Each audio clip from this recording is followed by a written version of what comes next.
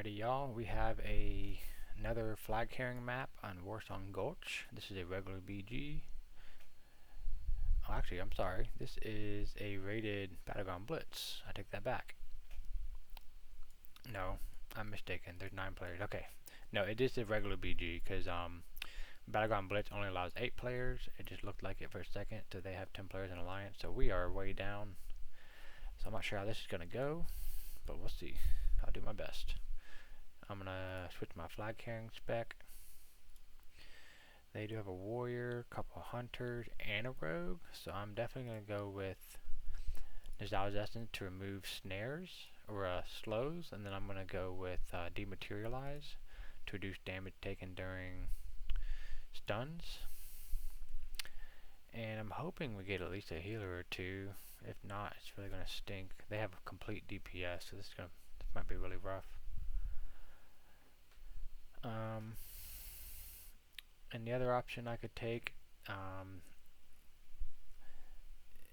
used to be where you could use Zen meditation while moving. I guess with the updated talent tree, that is no longer an option.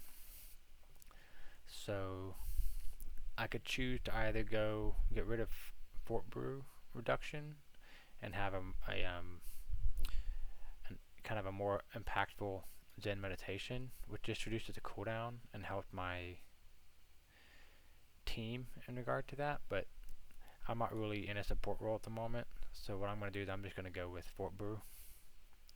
But if I were supporting another tank or something like that, I would probably switch over to the other Zen meditation talent, because it would be a good team support ability. So we have 0 healers. I'm almost certain their entire DPS is probably going to clash on me, which is going to be kind of rough. But we'll see what happens. There's the rogue. I'm surprised the rogue not staying in stealth. So maybe not. Okay, we got a full team now. We'll see what happens. Alright, the marksman. Oh, it looked like it's possible both hunters are in here. If that's the case, I'm going to try and take him down this direction. I'm going to lay my port up here so I can juke him down the tunnel.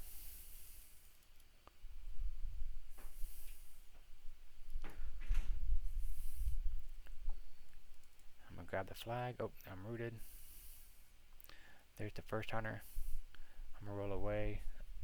I'm going to trinket this. I'm going to port up here in a second. There we go. Now I'm away. So I'm going to use my umbrella.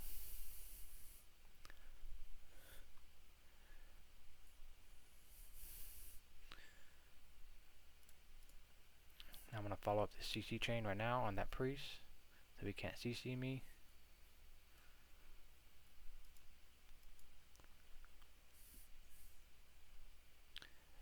And it looked like I have a free run. So I'm going to put my ring of peace here so this guy can't catch me. I'm going to go ahead and use my tiger lust to get into the tunnel so he didn't CC me or anything.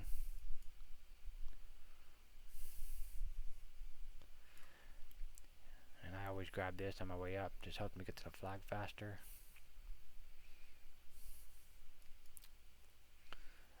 And it looked like we were wiping them mid.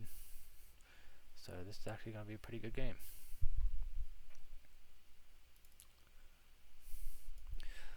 So you saw the benefits of that firsthand with having my port up top. Because I'm able to get away so quickly from danger. Which is really nice as a monk. The monk, I feel, is pretty viable as a flag carrier early on, but when you get in the dampening, it's not as... Actually, I don't know. I think it just depends on the player and the team comp. Because even on a monk, like, as stack get higher, you run slower, but then again, DH and Bear, they can't port, whereas a monk can. So I guess we'll just see, I guess, when a new season releases for War Within and we get to try it all out in a rated scenario.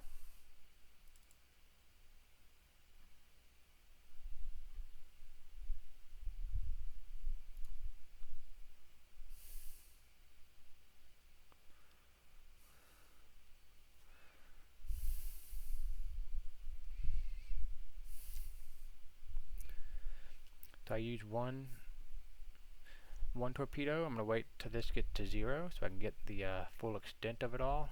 Then it refreshes and I get double the speed now. And by the time this comes off, this will just have a few seconds left.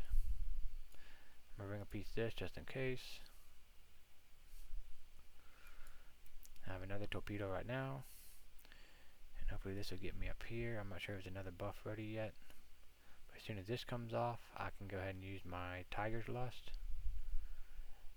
So you just have constant speed increase, which is nice.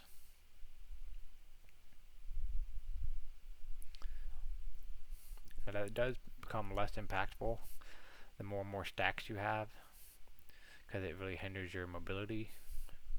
And at that point, you know, by the time the stacks are high, hopefully you're already back on your side of the map. And then by that point you can start using your port to your advantage.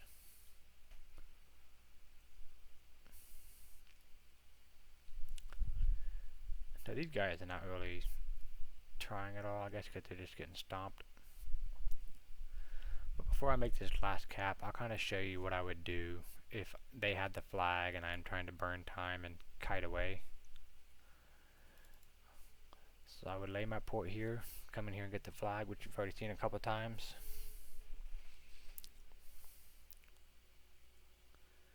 And you can do this vice versa. If you wanted to lay your port, oh, here's the priest. I'm going to use dampen harm for his damage. I'm going to CC him. And by the time he gets out of that, I should be able to port up. Yep, I'm out of here. But if you, let's say you want to switch it, let's say you laid your port down in the tunnel, you could juke them and run top, you know, through the side door up top there. And if they chase you up top, then you can just port down to the tunnel. That way you can get away from the damage. They'll probably get down to the bottom of the tunnel more quickly than the other way around. But it's another alternative if you're wanting to try it out and throw the team off. 'Cause maybe they catch on to what you're doing, and you can throw them off with that. So if the enemy had the flag right now, and I was either being chased or I'm just trying to kite, I would come up top.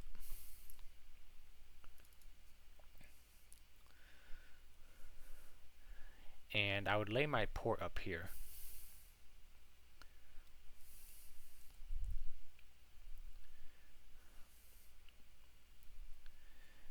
And then from this point, you have freedom to do what you want. They could chase you up here and then you kite away. Or if you wanted to come down here, make them come get you, you know, I would say probably like come out here, make it really inconvenient for them. Because then if they chase you in here, you can just port up top. Now they have to run all the way through the flag room, all the way down the tunnel, all the way up to the side, and by that point your teleport will probably come off cooldown again, and you can just keep doing that over and over again.